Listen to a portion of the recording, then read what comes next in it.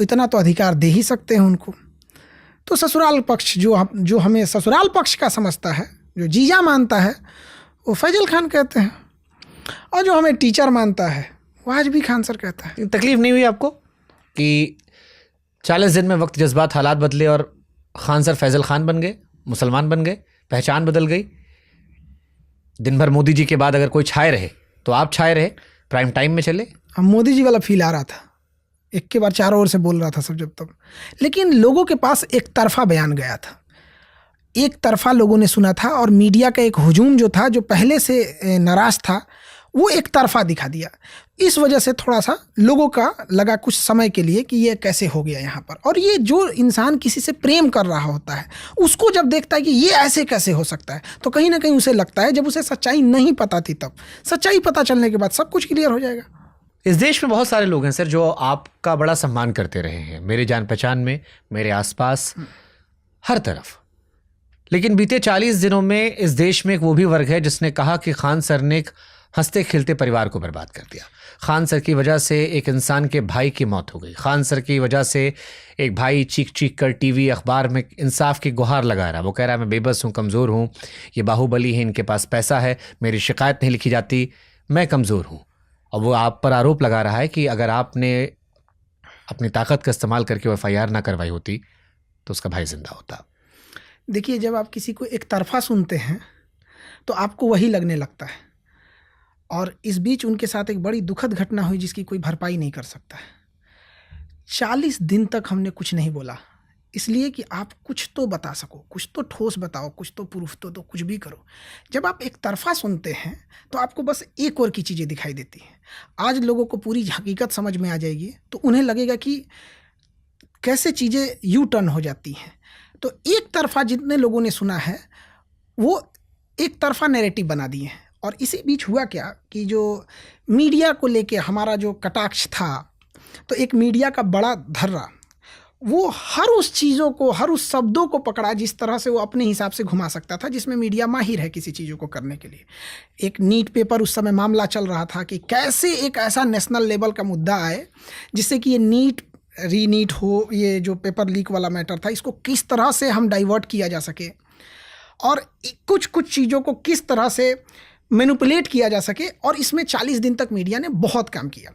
और चूंकि 40 दिन तक हम कानूनी लड़ाई में लड़ रहे थे तो हम कुछ बोले नहीं, तो लोगों को भी धीरे धीरे समझ में आ गया कि कुछ ना कुछ तो है जो एक तरफा दिख रहा है। अब लोगों को समझ में आएगा। इन 40 दिनों में खान सर टूटे हैं?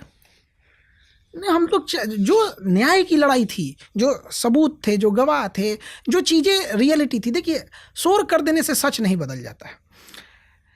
एक सिंपैथी होती है कोई चीज़ जब कोई जेल चला जाता है या कोई एक दुर्भाग्यपूर्ण घटना हो जाती है, बट एक सच्चाई भी होती है उसके पीछे। आप कितना भी चाह लीजिएगा उस सच्चाई को छुपाने के लिए कुछ देर तक के लिए आप ढक सकते हैं। सत्य परेशान हो सकता है, पराजित नहीं हो सकता है। एक टाइम पे आने के बाद अब सब चीज़ सामने क्या सत्य था 2 तारीख का? 2 जून, जिस दिन एक ऐसा विवाद होता है जो अगले 1 महीने तक टीवी अखबारों की सुर्खियों में रहता है। 24 घंटे खान सर, रोशन सर, खान सर, रोशन सर चल रहे थे। इस देश का एक बहुत बड़ा तबका है जो रोशन सर से सिंपैथाइज करता है उनके आंसुओं को देख के। देखिए, उनके साथ जो ट्रेजेडी हुई, जो उनकी भाई की डेथ हुई, वो बहुत दुर्भाग्यपूर्ण है और उसकी पूरी संवेदना है। इस दुख की घड़ी में उनका ये दुख कोई नहीं बांट सकता है। लेकिन इससे इतर भी एक सच्चाई है जिसको देखना पड़ेगा लोगों को। क्या सच है? वो तो कह रहे हैं कि उनके भाई की जब मृत्यु हो गई उसके बाद भी आपने जमानत का विरोध कर दिया था। आपने वकीलों से सुनिश्चित किया कि वो बेल पर ना निकल पाए, और इस बात ने पूरे देश को परेशान किया कि कोई इतना असंवेदनशील कैसे हो सकता है कि ये जान रहा है कि किसी की मृत्यु हो गई है, उसके बाद भी उसके भाई को जमानत नहीं देने दी आपने। ये सरासर झूठ बात है। देखिए, उनका आरोप है कि हमने वकीलों की फौज लगा दिया। हाँ, मेरे वकील साहब थे अरविंद कुमार मऊगार, जो अनडॉक्यूमेंटेड है यहाँ चीज़ें। अब होता क्या है कि भारत में जब जेसीबी की खुदाई होती है तो 200 लोग आके देखने लगते हैं। तो क्या 200 लोग खुदाई कर रहे थे? नहीं। तो जब कोई हाई प्रोफाइल मामला कोर्ट में चल रहा होता है तो बहुत बार होता है कि जूनियर वकील आ जाते हैं देखने, मीडिया पर्सन्स आ जाते हैं, बहुत सारे लोग देखने आ जाते हैं क्या हो रहा है उस चीज़ों को। तो सामने वाले को लग जाता है कि सारे वकील मेरे हैं। ये गलत था।